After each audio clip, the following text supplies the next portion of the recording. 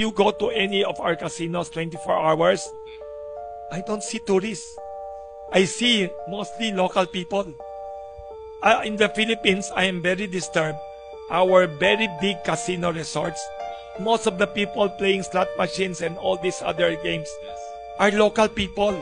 So I'll tell you, in Singapore, we should learn from Singapore. Singapore has some of the biggest casinos. But I admire the policy of government of Singapore. Lee Kuan Yew, Lee Hsien Loong, everybody. Alam mo, ginagawa nila. I remember, I hope they have not changed the policy. If you are a local person from Singapore, if you're a citizen of Singapore, you cannot enter the casino to even eat or watch the games if you don't pay $100. Imagine mo, 100 US dollars, 5,000 plus pesos, entrance fee pa lang. So it's a disincentive for people unless you're an addict to gambling.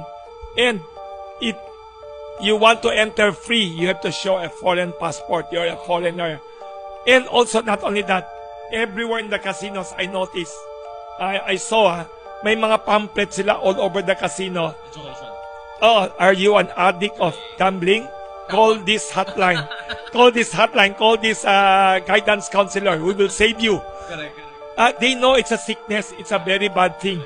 Unfortunately, in the Philippines, our leaders, many of them have become cynical. Cynical, parang thinking nila, okay lang yan.